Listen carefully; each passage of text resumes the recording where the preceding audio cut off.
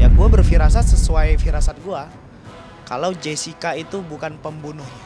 Iya, gue diteror, gue diteleponin, ada beberapa orang penting yang tidak bisa saya sebutkan, telepon gue, WA, minta gue harus take down postingan Instagram gue saat itu.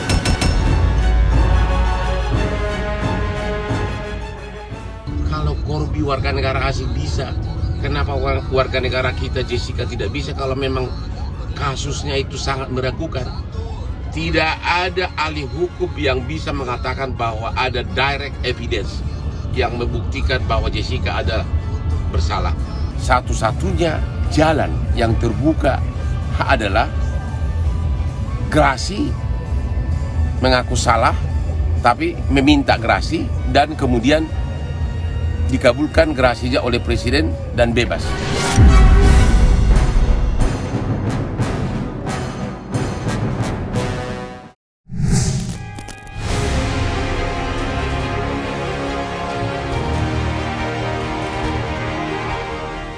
Kasus kopi sianida yang menjerat Jessica Wongso belakangan ini menuai perhatian banyak orang. Usai film dokumenternya yang berjudul Ice Cold ditayangkan di platform berbayar. Dalam kasus kopi sianida, Jessica dijatuhi hukuman penjara 20 tahun lamanya. Kasus kopi sianida itu sendiri terjadi pada tahun 2016 dan kini kembali viral dan menjadi perbincangan di media sosial.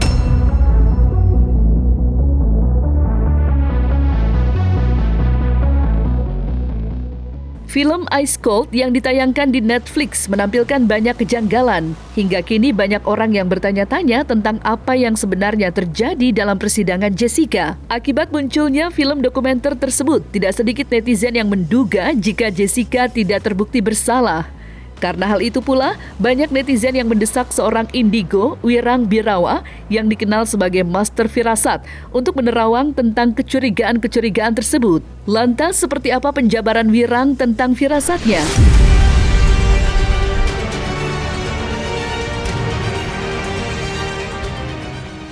Ya kemarin kan gue membuat firasat itu tidak bermaksud untuk hal yang lain-lain, karena desakan netizen yang terlalu banyak mengatakan ayo dong firasatin tentang ini. Ya gue berfirasat sesuai firasat gue. Kalau Jessica itu bukan pembunuhnya, bukan pelakunya. Nah terlepas dari sisi lain, di luar dari kapasitas gue, ya memang tidak ada bukti untuk hal tersebut. Isunya yang beredar seperti itu. Dari rangkaian sampai terjadinya pembunuhan itu juga tidak ada bukti yang jelas dan kuat. Tapi saya berfirasat bukan hanya berlandaskan hal tersebut. Itu yang saya lihat dan hasilnya seperti itu. Saya sampai hari ini baru nonton tadi. Jadi saya berfirasat itu bukan berdasarkan menonton filmnya.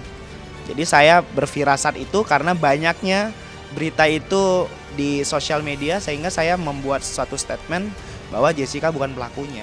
Nah, meruntut lagi ke belakang, saya melihat rangkaian terjadinya sidang, terus beberapa statement yang ada di film itu juga. Ya, tampaknya saya makin yakin kalau firasat saya itu benar. Kalau kejanggalan mungkin itu di luar kapasitas saya, biar pihak lain yang menilai kenapa sampai akun IG saya dihilangkan. Saya berbicara sesuai fakta, sesuai firasat saya, dan beberapa rangkaian yang semestinya yang harus dilakukan oleh pihak berwenang saat itu, tapi saya lihat tidak ada dilakukan. Itu penjelasan dari para ahli hukum pidana, para ahli lab forensik, semua mereka ada komentar dari pihak lain bahwasanya mereka tidak melakukan sesuai prosedural. Itu kan yang mengatakan bukan saya, tapi persepsi anggapan orang banyak di sosial media mengatakan hal tersebut. Kan tidak ada bukti kuat di sana menjelaskan bahwa dia pelakunya. Ya, saya tidak membahas di luar dari kapasitas saya karena itu bukan ranah saya. Tapi yang jelas, apapun itu hasilnya harus melewati rangkaian sesuai aturan hukum yang berlaku. Gitu ya, sah-sah aja, itu kan anggapan banyak orang. Saya juga punya firasat, jadi saya membuat statement. Tapi kalau ditanya, boleh nggak firasat menjelaskan secara detail rangkaian yang terjadi, fakta sebenarnya? Saya siap. Saya siap untuk menerima tantangan depan.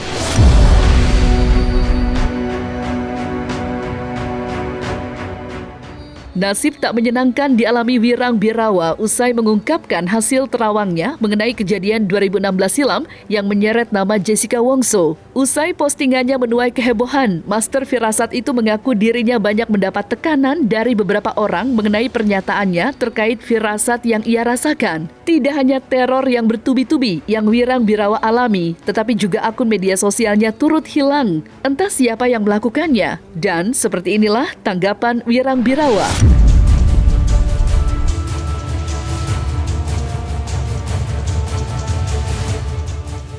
Ya, gue diteror, gue diteleponin, ada beberapa orang penting yang tidak bisa saya sebutkan, telepon gue, WA, minta gue harus take down postingan Instagram gue saat itu. Dan hari ini Instagram gue hilang, tapi gue gak akan berhenti, gue terus bersuara. Yang gue suarakan adalah suatu fakta yang memang harus diungkapkan, karena di sisi lain ada orang yang dirugikan, menurut gue. Saya gak ada mengambil langkah jalur hukum apapun, gak ada. Biarkan saja yang meneror dan mengerahkan buzzer untuk mematahkan statement saya di Instagram, di sosial media, biarkan saja, gak ada masalah. Ya pasti mereka berharap sesuatu yang baik terjadi dan terungkap, tapi sepertinya agak sulit juga. Ini semua bisa terrealisasi sesuai banyak harapan banyak orang. Menurut gua itu sih susah, sulit. Jadi ya udah, anggapannya sekedar kita tahu, ya udah kita tahu aja. Terus kita nggak bisa ngapa-ngapain juga. Kalau seandainya ada sidang ulang, saya siap jadi saksi ahli, tapi ahli firasat.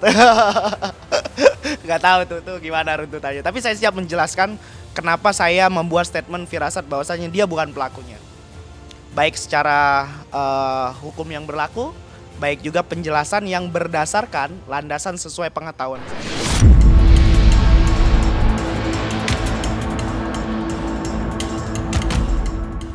Buntut kembali hebohnya kasus kopi sianida hingga kini menuai polemik baru. Bagaimana tidak? Tidak hanya seperti yang dialami oleh Wirang, pengacara senior Hotman Paris Hutapea pun sempat ikut menyoroti kasus ini dengan membandingkan kasus yang sama yang terjadi di luar negeri. Tidak hanya itu, Hotman juga sempat memberikan solusi terakhir yang bisa diupayakan pihak yang mendukung Jessica, yakni mengajukan gerasi kepada Presiden.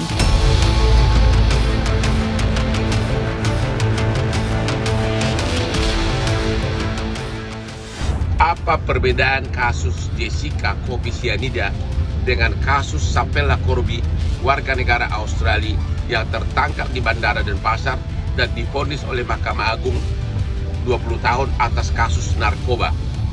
Pada waktu itu Hotman Paris ditunjuk langsung oleh Menteri Kehakiman Australia sebagai salah satu tim kuasa hukum dari Sapela Corby. Namun belum selesai Corby menjalani hukuman penjara di penjara Korobokan, Bali, terjadi pembicaraan antara pemerintah Australia dan Indonesia sehingga Corby bisa pulang bebas ke negaranya walaupun masa tahanannya masih lama. Kalau Corby warga negara asing bisa, kenapa warga negara kita Jessica tidak bisa kalau memang kasusnya itu sangat meragukan? Tidak ada ahli hukum yang bisa mengatakan bahwa ada direct evidence yang membuktikan bahwa Jessica adalah bersalah.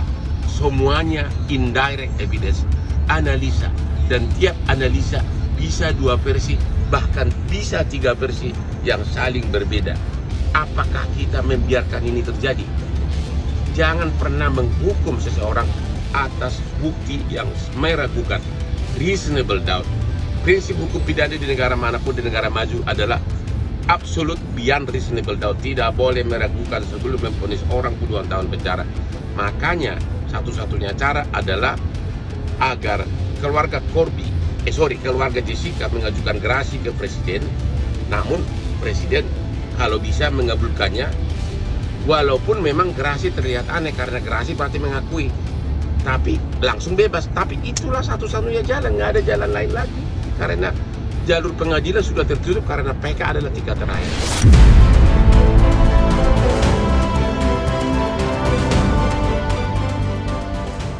Apa yang disampaikan Hotman terkait membebaskan Jessica dari jerat hukum mengingat dengan berbagai upaya yang ditempuh kuasa hukum Jessica yang saat itu dipimpin oleh Otto Hasibuan.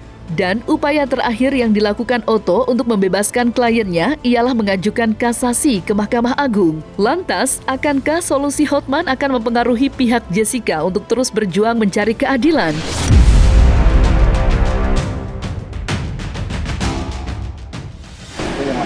Siap.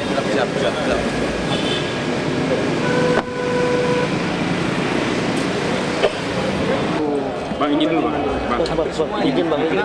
Geser Bang. Jaksa kan mengutip pendapat ahli Mahkamah Agung, Rakernas Mahkamah Agung, Dr. Simon ya. Kemudian juga ada Hugerat gitu. Yang dikutipnya itu kan dikatakan tadi jelas bahwa suatu uraian dakwahan harus menjelaskan tentang rangkaian perbuatan-perbuatan dan fakta-fakta yang dilakukan oleh si pelaku kan gitu. Itu yang dikutip. Nah justru itu pula yang kami kutip di dalam eksepsi kami karena dia tidak menguraikan secara jelas fakta-fakta perbuatan yang dilakukan oleh terdakwa Jessica. Yaitu dia tidak menguraikan perbuatannya si Jessica, dari mana racun diambil, bagaimana caranya mengambil racun, bentuknya bagaimana, apakah serbuk atau cairan, terus dimasukkan di mana, cara membawanya gimana, ya kan, apa dalam botol atau dalam kotak, itu semua rangkaian peristiwa yang tidak diuraikan. Sehingga dengan tidak diuraikan itu jadi kabur kan buat kita kan. Ini sebenarnya dibunuhnya dengan cara apa ini? Dengan cyanida atau tidak? Nah, inilah yang dimaksud di dalam hukum acara.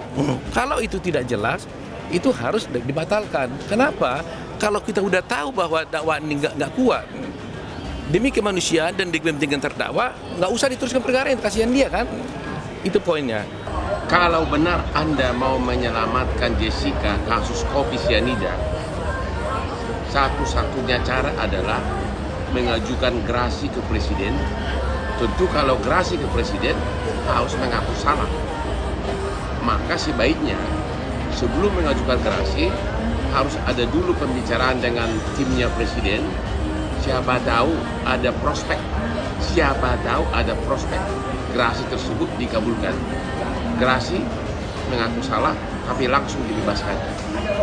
Pendapat yang kelihatan bodoh karena mengaku salah, tapi itulah satu-satunya upaya hukum karena upaya hukum melalui pengadilan sudah tertutup.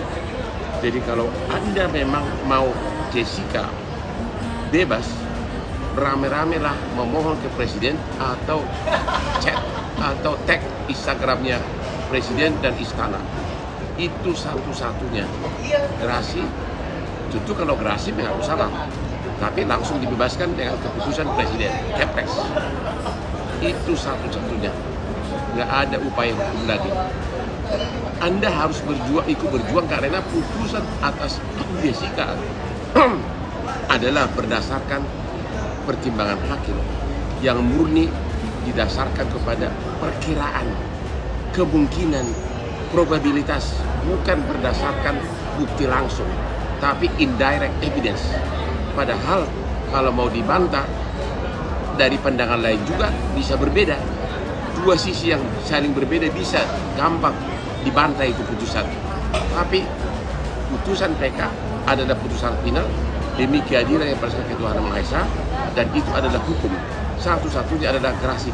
Cepat Anda duduk rame-rame memohon ke Presiden, kirim surat, WA, chatting dan sebagainya. Hotman 911. Jessica sudah tidak bisa diselamatkan secara proses hukum acara di pengadilan karena upaya hukum sudah selesai, sudah final. Satu-satunya jalan yang terbuka adalah gerasi, mengaku salah tapi meminta gerasi dan kemudian dikabulkan gerasinya oleh Presiden dan bebas. Gerasi, mengaku salah dan bebas.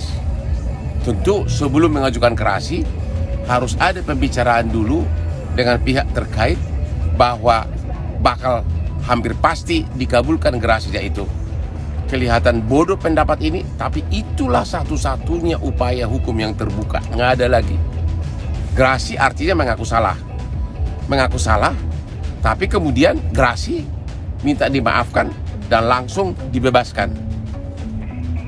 Karena itu satu-satunya, nggak ada jalan lain. Jangan bilang saya bodoh, ya. Itu satu-satunya, nggak ada jalan lain dari segi hukum.